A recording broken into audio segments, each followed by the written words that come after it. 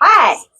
Hi. I'm Catalina, and I am not in charge of this group of monkeys. I'm just a person who tries to connect new folks to information and people who can help them do stuff.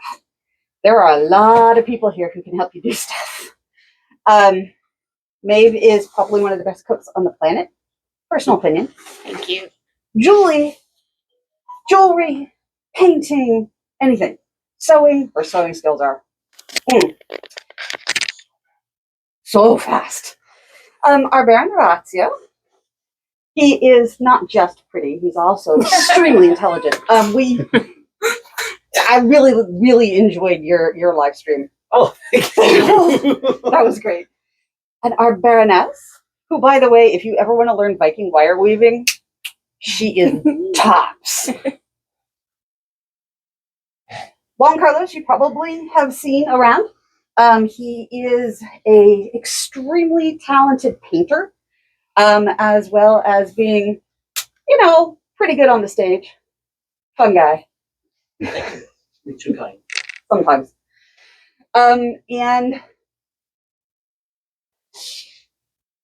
did you guys want to know? Okay, I'll let it ride. So tonight's plan is to talk about the stuff that doesn't clank, thud, or fly as much. We're going to talk more about the arts and sciences side of the SCA, which is a huge amount of stuff. Roughly speaking, we cover about 1,000 years of history, give or take a little bit on each end, on a whole planet. So every time you think it is possible that you have reached the depths of the knowledge, trust me.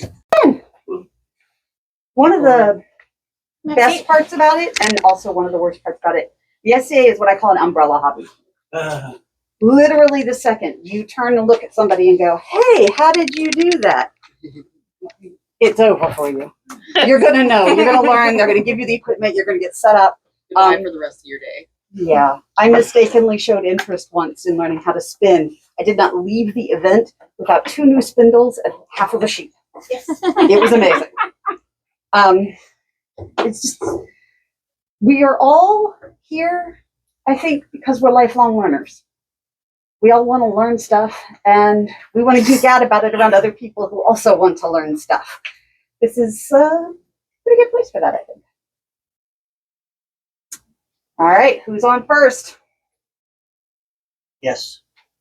Oh, I was going with the joke. Second base. No. I on set second? myself up for that. I don't know. Third Congratulations on volunteer. And I don't care. Today's pitching, tomorrow's catching. Hammer time.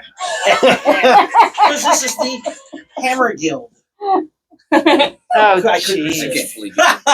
Musical interlude. You should at least try to read this. Okay, I will resist from now They're new. on. Well, they're gonna remember that. So like, that's cool. There's some other. Well, they're going to remember it. Whatever the Okay. word they're going to use, we'll know. Juan Carlos, I wanted to get a name tag, and it's supposed to be fast, so I apologize. But we're still coming out of COVID. We're still trying to get things back on track. So the guilds aren't quite as robust as they used to be. And even then, you come sometimes just had a very few people. I'm wanting to get a hammer guild together because you can get like the 2 people who want to do this, the 2 people who want to do that. Get them together, you have 10 people learning hammer skills. Woodworking could be one of them. Took a class on chip carving. Chip carving is folk art, but also you'll find it in a lot of medieval stuff. Chests, boxes, coffers. And it's really that simple. I'll just let you gaze upon the I have some at worksheet. my house too. Okay. And it's really, all you need is 1 or 2 knives. And it's I've got to add that to the list of stuff super I really simple. want to do.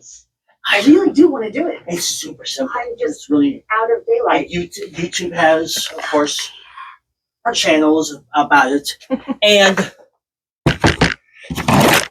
make your own tools. This is a drill And I cheated. I put a little adapter there. You can put modern screwdrivers in it, or modern hex bits, and you get the effect of drilling without having to buy an expensive blacksmith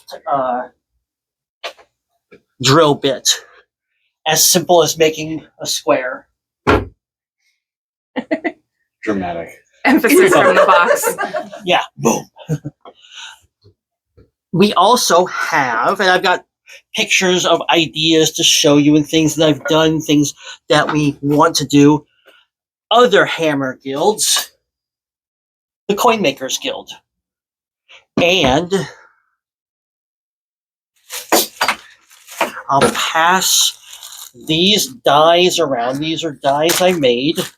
I think you made guys too. Those are new. He's And- so talented.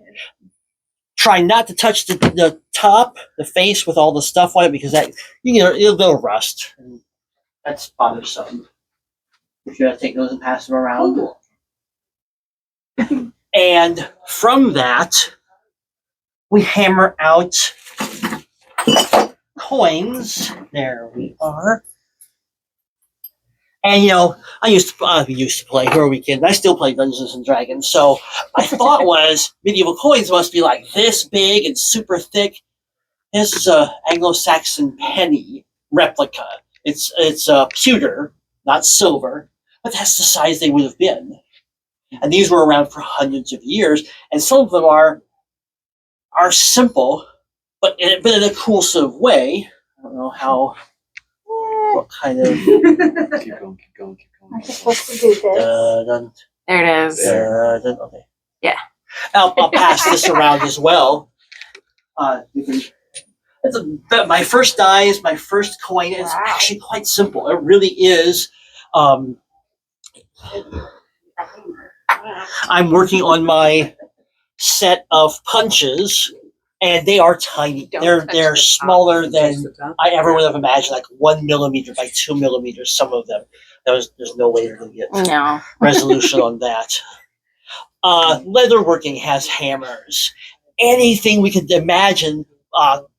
Bone carving. I've messed around with that a little bit. Hammering. Kind of a catch-all thing we could have if we were interested. And I'd really like to get something like that off the ground and back on work. Woodworking Guild could be anything like making something simple. I made this chest all with hand tools at Gulf War. Took me 2-3 hours, no big deal. Will this win an arts and sciences competition? No, but it'll look a lot nicer than a plastic tote sitting in the camp. Mhm. If you want to compete and do something all by hand and try to become, get a thistle, an iris, become a laurel, there's things you can do with Woodworking Guild there as well. Do we take questions now or at the end? Which is heads, which is tails. Here's your dice back. I don't know. Thank you. You just have to agree before you flip it. Yeah, I wasn't ready for that question. Well, one question was, any other questions? Were you proposing that woodworking and leatherworking and coin making all join together as a? The only Larger reason, group. not that they're that similar, but there might be two people interested in coins. If one of them's like, I can't come, the other person's like, I got other things I can do. I'll just skip it. Pretty soon it dies out. We had that with leatherworking. We had that with woodworking. Whereas if you have 5 to 10 people, one person is out for whatever reason. The other people is like, oh, I need to get the shop open, or I need to have my thing ready because everyone's coming over. Everyone's going to be there except that one person. So that's a proposal we could talk about. Okay. Yeah, they're not the same, of course, except hammers and Money around. dropping stuff. Make it rain. CSCA version. I'm gonna show them the links. Make a deal. That's He not was what just you to throwing just coins throw at money me. around. Thank you. Yeah, these are the blanks that we put underneath the That's a metaphor. dies and smack them with a heavy hammer, and they come out like the other ones you saw. Hopefully, sometimes you get a little soft blow. It's like, oh, rats. And that one gets thrown away. So they go to sleep, so it's aligned. Yeah. So with very little experience, we have one at home. We have a big log that we drilled a hole into, put the bottom die down, sleeve over it, put the top die on top, whack it. You don't have to You do have it to with a put the sleeve, coin in between them. but it keeps them from getting off. You got a 5-pound sledge, you're going wham. You don't want to That's a good have any idea. sort of errors. Don't do it with the 3-pound. It doesn't work very well. Yeah. So I can show you all my all my vigil tokens and prove that a 3-pound hammer does not work very well. But in good news, we do have a lot of different weights of hammer now. It's true. Just in case. Just, just in case. well, yeah, I got some woodworking tools, a coin book, boxes. If you ever want to look up through the stuff I've got after, of course, the other wonderful presentations. I think you're a really good lead-in after his, don't you? Okay. So I'm also a newcomer, but I joined and I've been doing leatherworking for a few years now. When I came in, found that there wasn't that there was old Facebook pages and stuff, but there really wasn't an active guild. So when the question came up, who's represents leatherworking, is like, unless someone else raised their hand, I guess I can. So, so we're trying to establish a guild, and honestly, I do woodworking too, because that's good. And so I'd be totally willing to I didn't want to join in as a steal. group effort. No, I So- can make a leatherworking guild work all by myself. I wasn't doing it. Stealing your thunder. Just so we know. But I've been doing leatherworking just for a couple of years now. So I did kind of want to tell you guys a little bit about and have some examples. There's a couple main types of leather. Anything that's kind of crafted like this is generally vegetable tan leather. This bag is chrome tan leather. There's some other varieties, oil tan and other stuff, but What was that second one? The bag is what kind? chrome tan. So chrome tan is typically garment leather. Anything that's a garment, it's kind of spongier on the back. Veg tan is. I have a couple raw pieces here. Veg tan is a little bit more solid on the back. So this is chrome tan, and these two are veg tan. Sort of pass it around. But the chrome tan is kind of spongy. It will not take stamping. It will not take cutting. It will not take really anything. But it's great for garments because it's nice and soft and to wear. Any sort of, if you want to make some leather armor, if you want to make some, the bags can be either veg tan or chrome tan. If you want to make something harder, do some carving, some artwork in it, anything of that sort, then it's usually veg tan. So I like to do leather carving. Here's a example. It's a simple one that I did as part of a project. Here's a badge I was working on at Maker's Night a bit ago.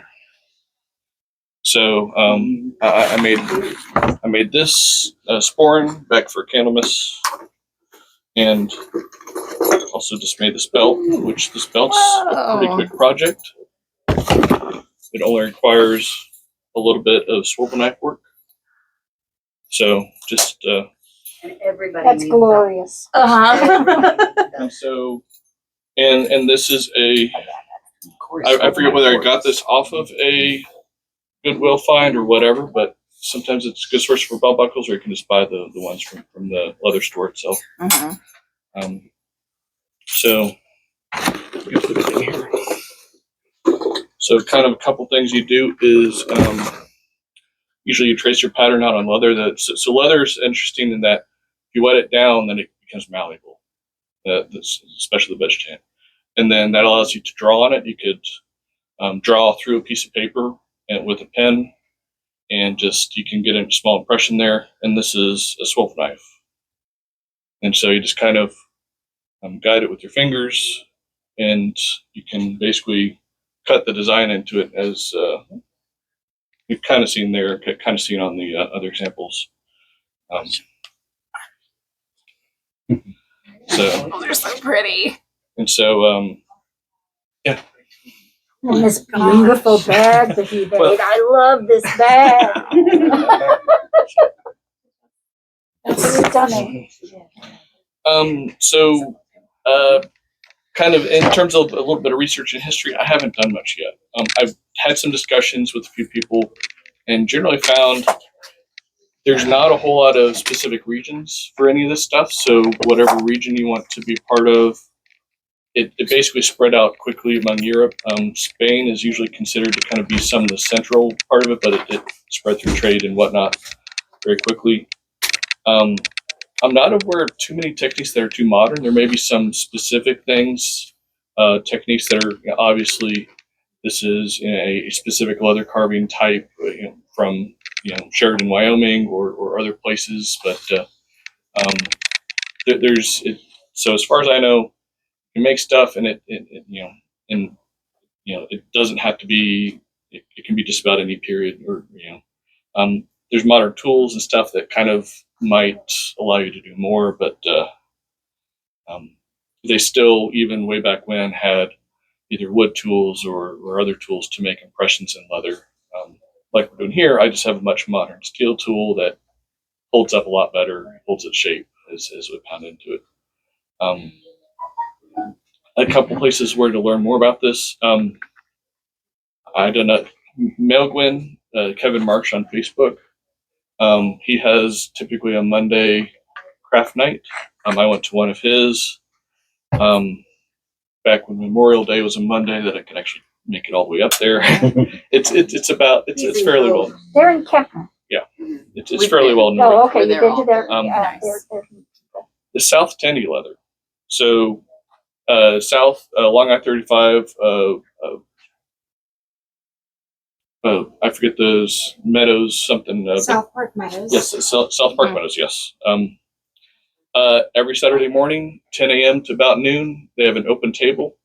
There are two retirees that one of them worked at a tandy for about 40 years. Oh, wow. They will teach you anything you want. You can come with no experience, no tools, and make something you like. And if you like it, you can kind of keep coming. I've been going for 2 years now, pretty much every Saturday. So I'd highly recommend that because they're excellent teachers. They're much better than me at teaching. That they'd have a much better example than. You did pretty good Yeah. for teaching the first time. This was me on Monday. Wow. But and then I'll occasionally host more makers nights. Maybe every 2 to 3 months or something like that. I'm always willing to kind of get together and if anyone's interested, just kind of whoever's interested, I'll help you out, get started out. So this is, I made this as a Bourget. It still has yet to be hardened, so it's not SCA legal, but if it was hardened, this would technically be all you need for a rapier. Just the hardening techniques is either kind of a boiled wax or I've heard rabbit hide glue is actually better around here because the wax can get too hot on your car and have other effects. But this is just another example, and it's also riveted with brass rivets. So, but if anyone is interested, I can show you more. Or Do you will the rivets? I assume that the rivets hold up pretty well through the hardening process. yeah, I mean these are solid brass, and it's very hammered, and so yeah, Okay. that's usually not an issue. The leather, of course, will discolor and other effects. If you heat it too much, it may shrink and get brittle. But yeah. Any questions? This is really cool. I'm excited to see more leather activities. That is beautiful. I'm These excited. are really pretty bags. I'm excited for us to also maybe make some more gorgets. Some little gorgets. We're always looking for the little gorget. For for smaller fighters. Clothing?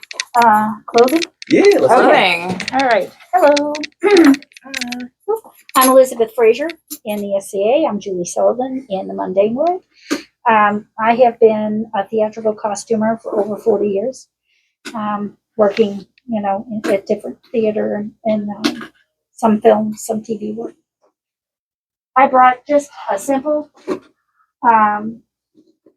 now this could be Anglo-Saxon, this could be Viking. That's why I try and make things convertible. But I mean, this is basically one piece of fabric, folded in quarters. You cut out the side and sew it up the side. Boom, you got a dress or a tunic. It's super easy. Is this made to the Viking standards with all the little tiny pieces of fabric? No, it's not. I'm old. I don't have that much time. There is a lot of good information in the. This is the Known World Handbook, and this is sold by the SCA. It's $25, or last I knew it was $25 online. And this has some basic patterning information, but it has information about everything in the SCA. Activities, sewing, all kinds of stuff. So it covers a lot of area. So, you may want to pick one of these up. That's up to you. I've got a few books. Tudor tailoring, patterns. You can start with stuff from Goodwill, get a sheet, make a tunic, boom, you're there. We have the 10-foot and 25-foot rule, whatever it is. Depends the on your throwing 50-foot arm. rule. Makes me look younger. But it just, you just need to make an attempt at representing something historical. That's all. We don't expect everybody to come out with finely tailored with ruffs and plumes and, all the goods, the fancy stuff like this. Your first time out or even your 90th time out. This takes time, and that's only if you're into it. You may never be into it. My husband's like, I want to dress like a peasant. You can use patterns out of here. These patterns that are in this book and others like them are gridded. You can buy gridded pattern paper, or you can buy wrapping paper that has grids on the back of it for probably next to nothing. And look for that in January. Yep. And you can pick it up for cheap. Yeah. Or the day after Christmas, scoop up that paper that has the grids on the back. It's just little dot grids because each one of these squares is an inch. So that's one way of doing things. There is historically period patterns that they sell. Tudor Tailor makes their own line. This is expert level sewing. Be warned. If you need me, call me. I will do online consults. I'll do video consults. Whatever you need, just give me a holler. I'm on Facebook and I'm on Discord. Yes. Do I have to make my own clothes to go to that first event? No, of course not. We have loaner gear. Woo! Our hospitaler has boxes of loaner gear. So, and honestly, we give a lot of it away. If there's a lot, if we've got too much of it, and you need something, it's yours. So you don't have to do that. There's also commercial patterns available. This is currently available. This is an old style I got off of eBay or Etsy, I forget which. And you can get, whatever it is that you're looking for. And if it doesn't open in the back, if you want it to open in the front and it's open in the back, you can fix that. I teach a class on that. And I'll be teaching that class at King's Collegium in Waco. Oh, do you mean for lacing up or for For fastening? patterns to fashion. God. Patterns to garb. I'll be teaching that class at King's Collegium 13th of July? Yeah. Yes, I believe it's the 13th of July. I don't know the date, but I'll be there too. Yeah. Yeah. So anyway, and really footwear, wear what's comfortable. Accessories, I do recommend like a sun hat. keep the sun off your head. You can just, a lady can just tie or put a veil on her head, or just tie a white handkerchief on her head, just to have your head covered. Because in period, ladies had their hair covered. But don't make yourself crazy. You came here to have fun. So try and have fun. Now, I also do Scribal in my copious spare time. These are the types of awards the SCA gives out. And this is one I was working on today. We own these. The SCA for standard awards does standard certificates. They have them in, I don't know, maybe 10, 12 versions of each certificate. And we hand paint them for each person. When you get up into the higher things like kings and stuff, they do handmade things. I don't have one, so I can't show you one. But we use resources, like illumination is, if you looked in this book, the Book of Kells, or early period Bibles and things like that, they put a lot of pictures in them. They made graphic novels. And that, I think, is a close metaphor for that. Yes, sir. We have some people over here who'd like to see I'm the sorry. display as well. Yeah, here we go.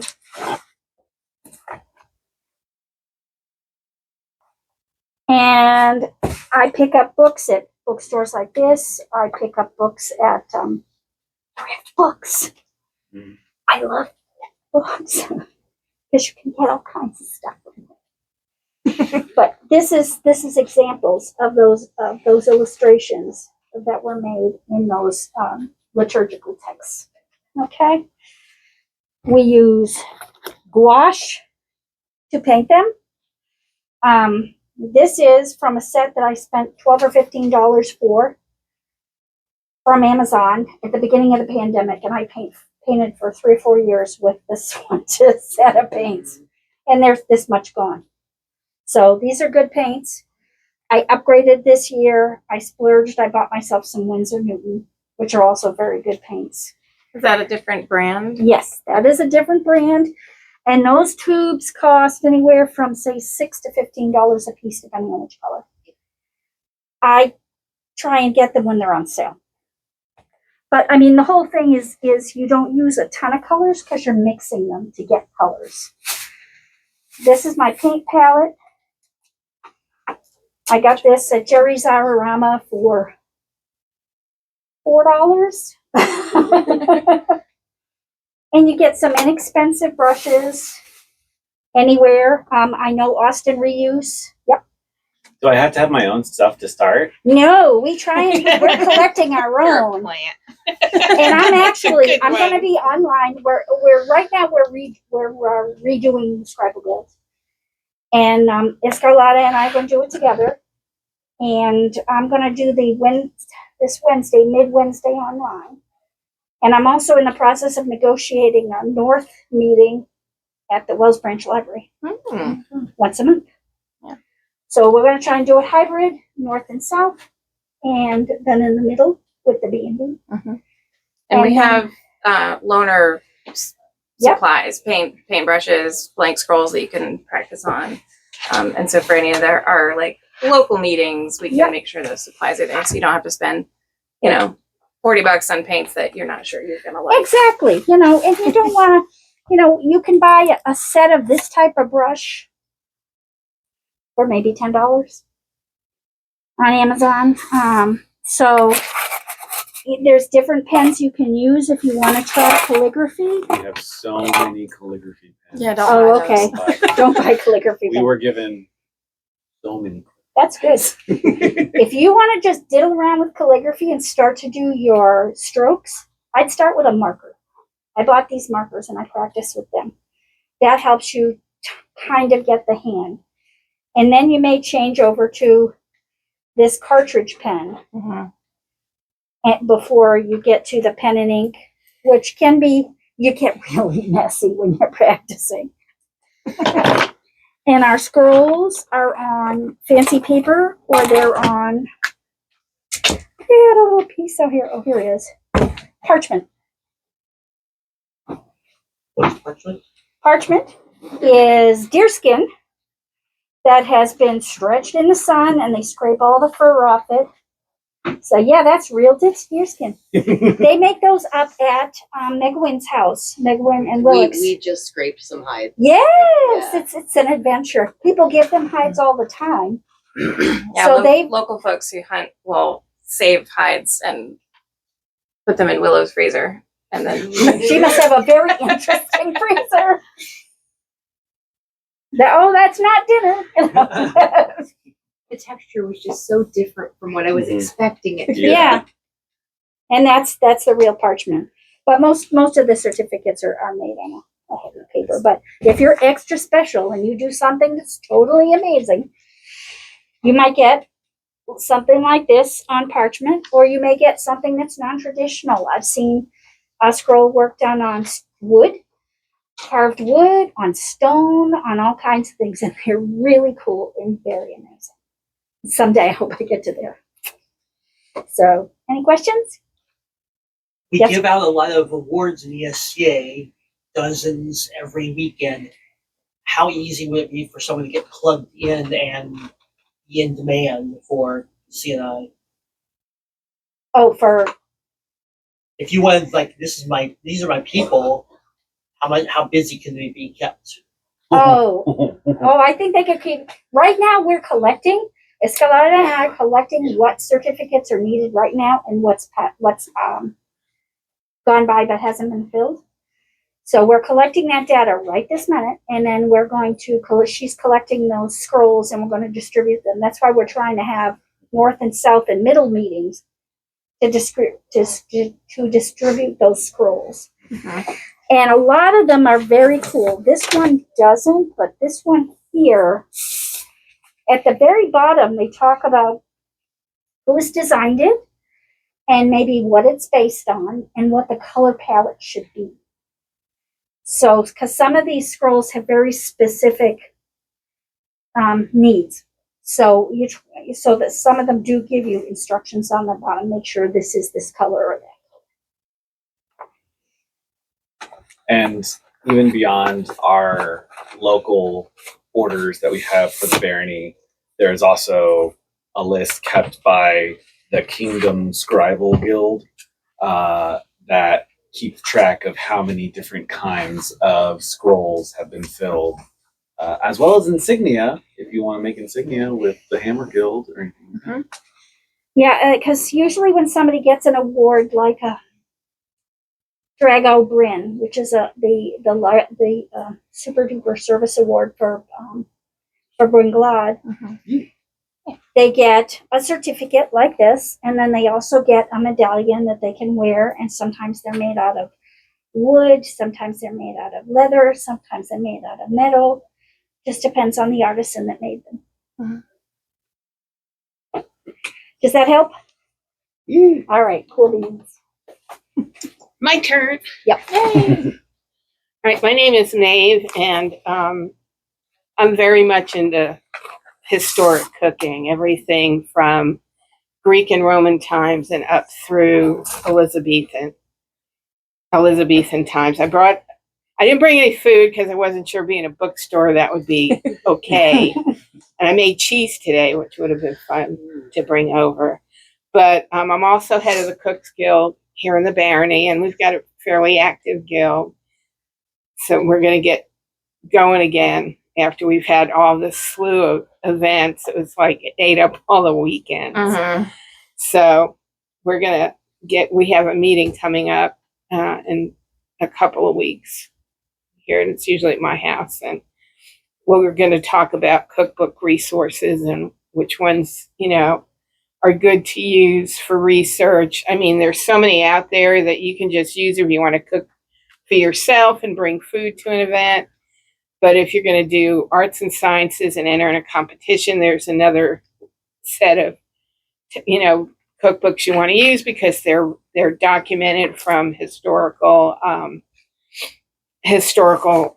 texts. Like this one, for example, is Plain Delight. This one I highly recommend for people starting out, mostly because if you look, the recipe will have the original in the Old English, Mhm. and then it'll have what we call a redacted recipe, where somebody went in, looked at what the original looked like, and developed a recipe to go with it. People think, oh, the food's all really weird and it all tastes the same, and I can guarantee you it doesn't. Are there weird stuff? There's weird stuff in modern food. There's weird stuff back then. But more often than not, you can get away with, and like I said, unless you're entering arts and sciences. But if you want to bring lunch to an event, there is so much prepared food now that it's so easy to do something that'll look like you're eating something historically accurate for the time period.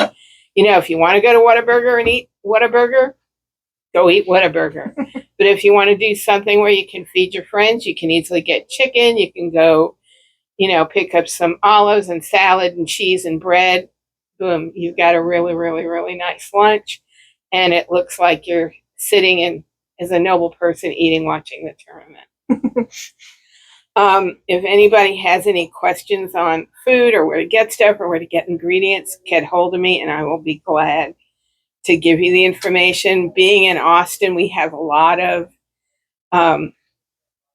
international type stores, and we have a couple of good spice shops, and things are go on tours of those? We have, yeah. Escalade and I, when we first started, went on tours, and we found lots of really, really cool stuff. I can tell you at the farmer's market right now, they're selling lamb's quarters, which is a green that in my Viking cookbook is one of the ingredients for a dish. That's why I was making cheese today. I'm gonna make it tomorrow night to have with dinner. But it's kind of like spinach, and it grows. From what I understand, it grows all over the place. And a lot of the booths at the farmer's market that have it, they have people that go forage for it out where they know it grows, because it grows like crazy.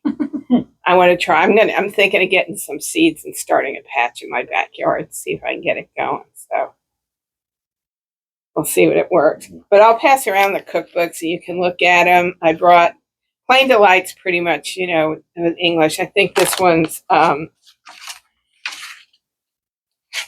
based on 15th century cookbook. This is an old Anglo-Saxon one I got from England, and they have, again, recipes in here where they had the original and on some of them, and they redacted. This is a Apicius or a Apicius, depending upon how you do your Latin. And this is one of the oldest cookbooks around, and there's a lot of books out there. This one by Sally Granger, even though a lot of the recipes don't have the original, they'll go through the description. Her recipes are really well done. And let's see. Then this one is for people of a later period, is modern cookbook. They modernize recipes by Martino. So this is Italian Renaissance. And then you can also get books like The Art of Cookery, which is essays on cooking in that time period. Pass them this way.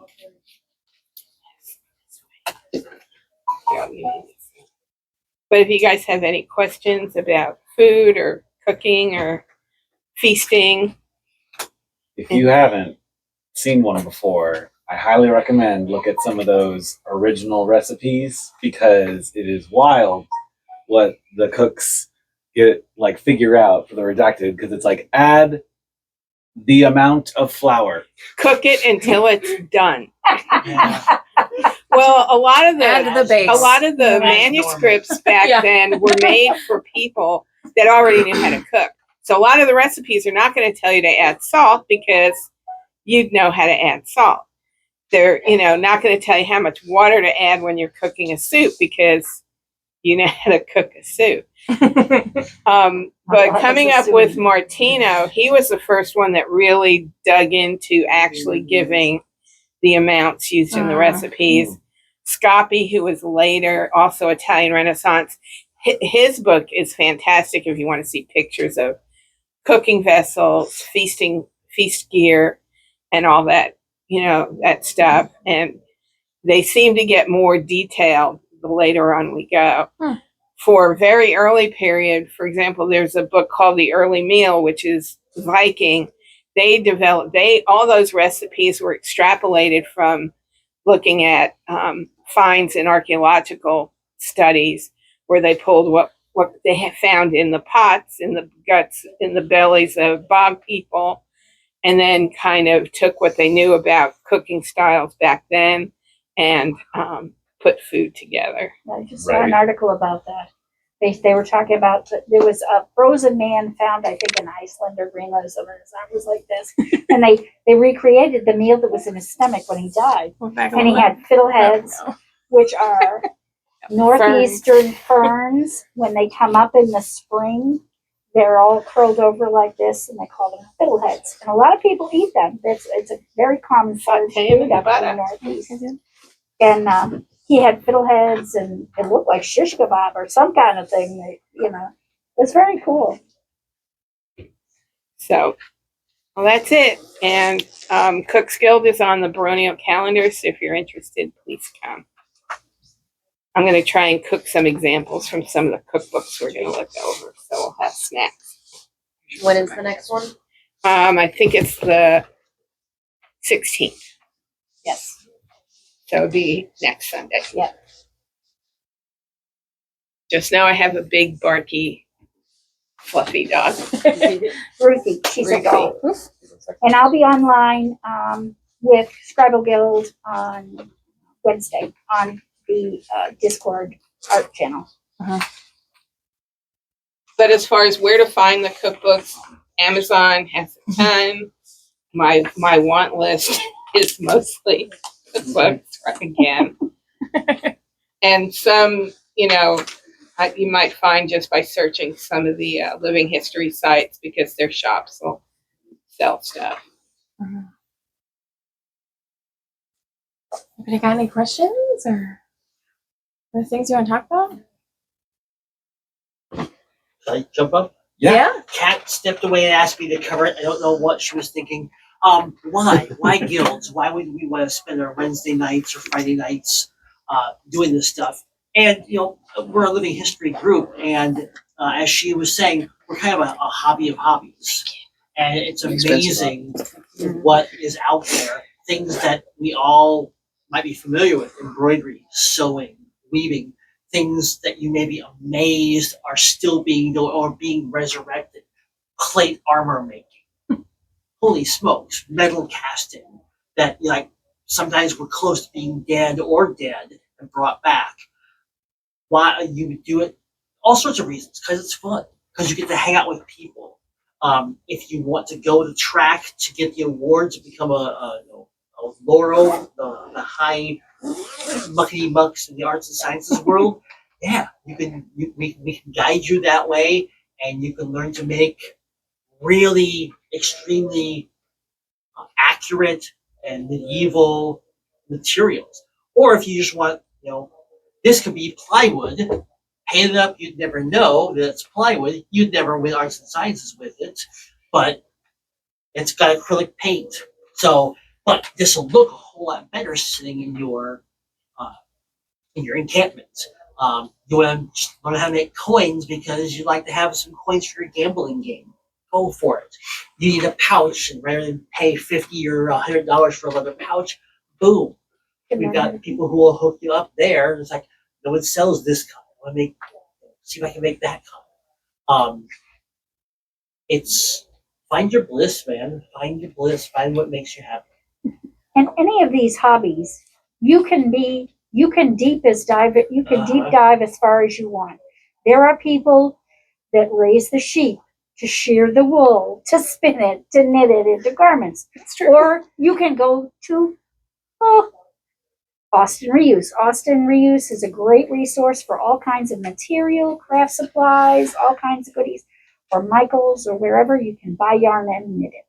I mean, you can go in as far as you want or not as far as you want.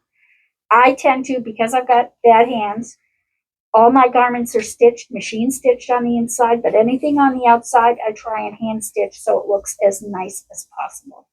But, you don't have to sew every garment by hand, or make your own butter or grow your own sheep or whatever. That's really, it's your call. It's like he said, find your bliss. And if your bliss is sheep, cool. Do check with whatever regulations. Yes, our Yeah. local Yeah. regulations in your For your neighborhood. And animal check with your husbandry. HOA. They have Yeah, feelings. I've been trying to see if I can get some from my backyard, but I live in Gracie Woods, so they might not appreciate it. I do have, you mentioned ACR, and that reminded me, Helena has posted about it, but ACR is doing a thing, and I forget what days of the week it is, so we It's can the look into fourth this. Wednesday of the month that they're now having open for volunteers from the public. Fourth Wednesday of the month at ACR, Oh, cool. you can volunteer to help sort the fabric that they get in. And so they're kind of looking for folks to help volunteer just to help them sort fabric, but it also means that you get Get in first dibs. first dibs for usually very reasonably priced fabrics. So just wanted to mention that. Now, Kat said she found these paints for 25 cents a piece at ACR. Yeah, we Yep. went together and she took in a haul of paintbrushes and paints and paper to paint on. Yeah. I do knitting, and I can tell you that I've gotten yarn that I would normally go for like $50 a skein for maybe $13-14, and it's 100% wool. I've gotten Shetland wool, I've gotten alpaca, I've gotten silk, linen, cotton. I mean, it's amazing. The better quality stuff is you can buy stuff online. So if you want to look for something that's a little better quality, you go online and look through their different categories, and you can buy it and then just go pick it up. They had a harp the other day. A standing harp. Wow. They've As one does. had like looms, they've had spinning wheels. I mean, There's other resources. I found sewing machines on Facebook Marketplace for $15. I have bought carpet, $20, Facebook Marketplace. And these were heavy metal. They had, I think, been school machines. But you can sew any material, leather, anything, with a regular domestic machine. You just need the appropriate needle. It's like a power tool. You can't cut X kind of wood without X kind of blade. So with a sewing machine, if you're going to sew knits, you need a knit needle. If you're sewing leather, you need a leather needle, denim, a denim needle. And they tell you that on the packages. A great resource for supplies, for sewing supplies, is WAWAC. WAWAK, WAWAC. They're a tailoring supply company. I get almost everything from them because I can buy, instead of a little thing of button thread, I can get a big thing of button thread that'll last me, 5 years. So, That's how I like that's to a shop. great, that's a great resource too. For our presenters, if one comes to mind, what's your favorite thistle that you've heard of that like you don't do? Hancockery. Johnson. I'm sorry. That's Jahan. That was That was Jahan. Jahan got that. It I'm was afraid supposed to to be ask. haberdashery. And yes, it is in the OP is as that. So 'Cause I yeah, couldn't- that's my favorite. Oh, Lord. Oh, Can't top that. I love that so much. For anyone who's watching, what is a thistle? That's a great question. Thank you so much. So the kingdom has, as with pretty much everything we do, the kingdom has awards for kind of each track that you could do. So for the arts and the sciences in Ansteorra, the sort of first one would either be a one-time act of artistry, which is the sable fleur, and you get a green and white cord. Yeah. And then at the armigerous, which is kind of first level, AOA is also another term that we use for it, is the sable thistle. And so you get that in a particular art style. I have a sable thistle in silk banner painting. And so that is what you will get. And so there's sable thistles in period gaming, and sable thistles in brewing, and sable thistles in period medicine or astrology or any. Underwater basket weaving. Yeah, There's something out truly. there for everyone. Yep. So, and then after you've maybe really started to deep dive onto one of your tracks and dabble in a couple others, and you're really starting to figure it out, the Crown may decide to award you with the Iris of Merit, which is our grant level award for arts and sciences. It's a band. It's a woven Rainbow. band. It's a Yeah, rainbow. Rainbow. a woven a rainbow woven band Worn that on you the wear left on shoulder. the left shoulder. Typically. And then after you've been doing that and you've really kind of become a master in your art, then the laurels may all chit chat with each other and recommend to the Crown that you be made a member of the Order of the Laurel, which is our peerage level award for arts and sciences. But don't worry about that stuff. Just No. have fun. Just have have fun. fun. Enjoy yourself.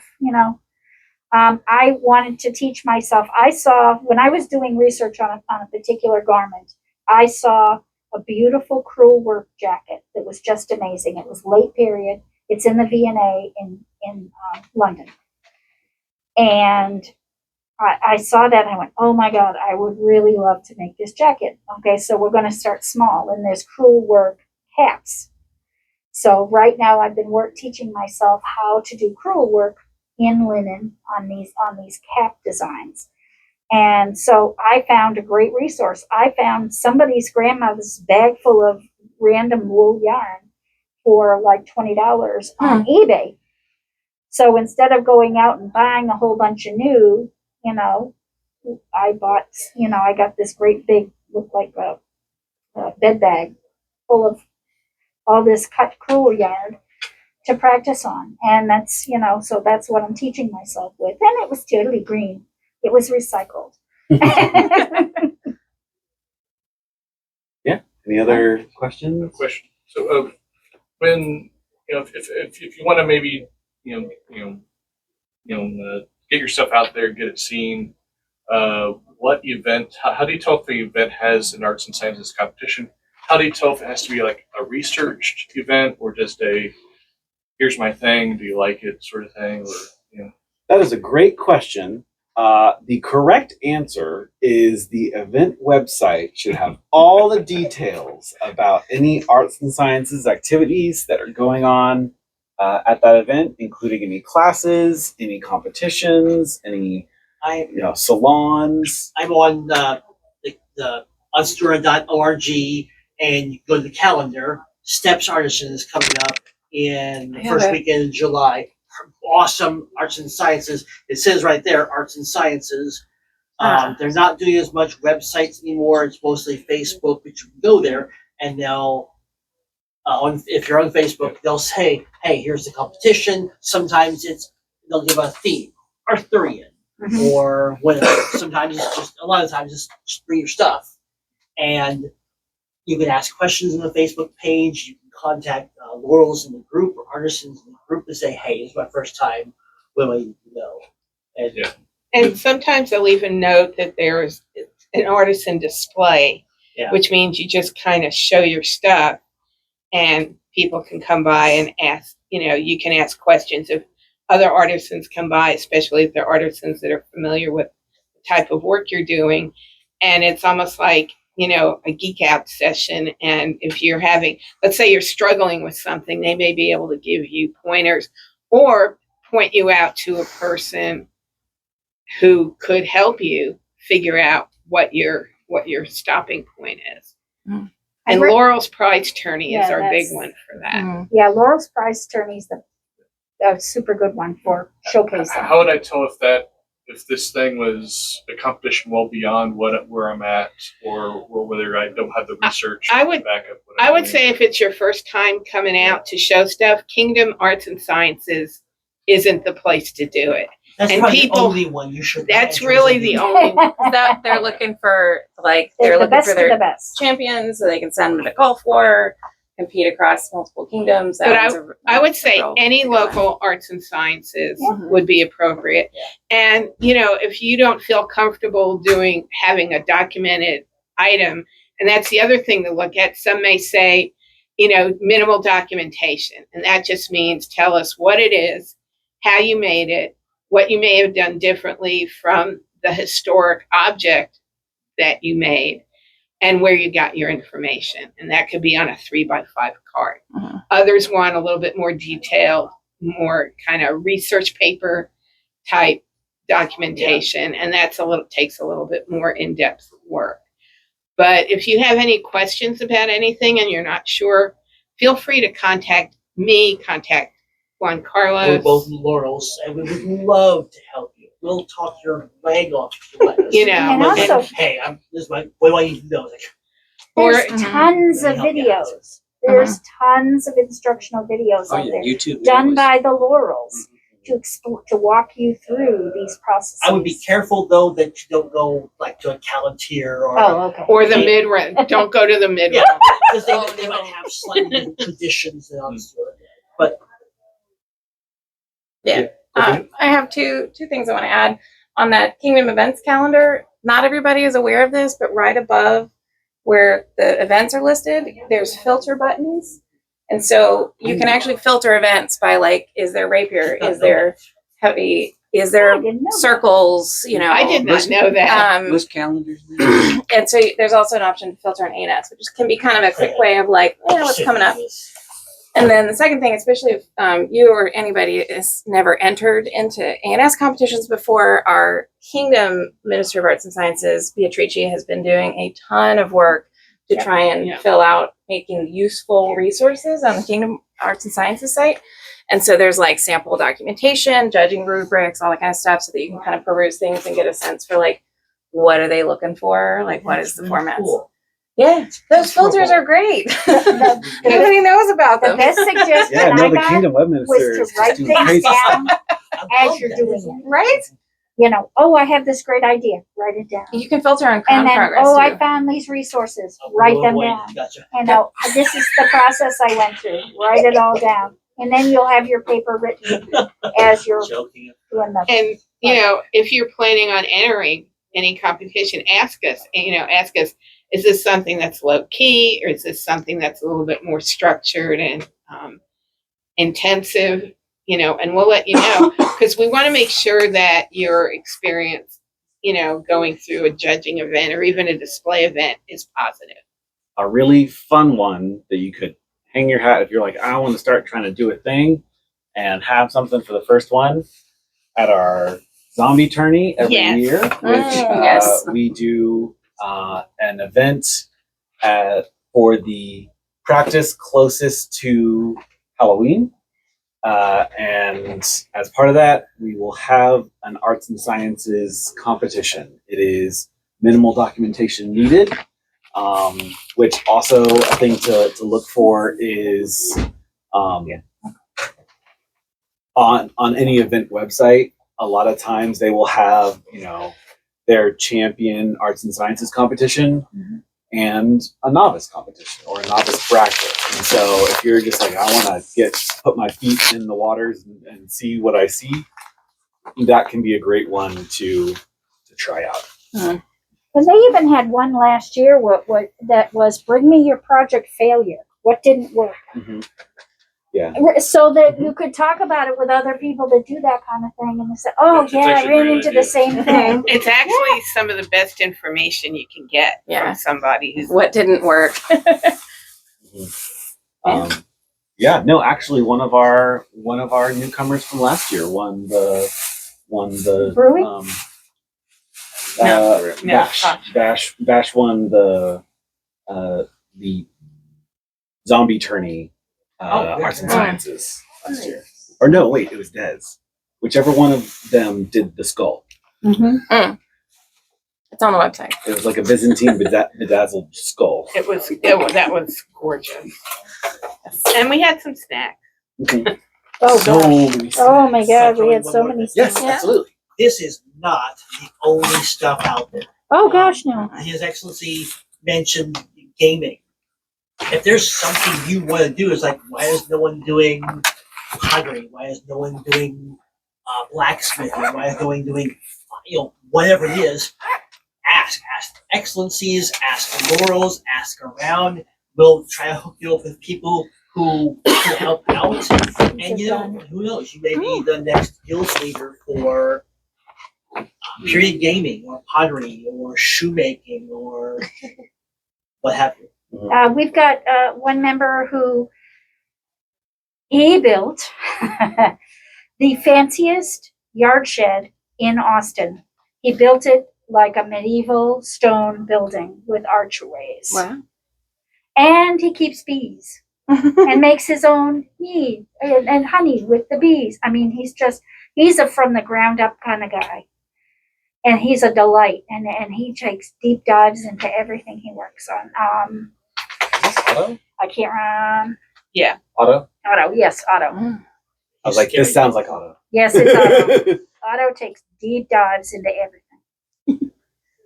All right. Well, we're about at an hour, so I think this feels like a good time to stop our recording.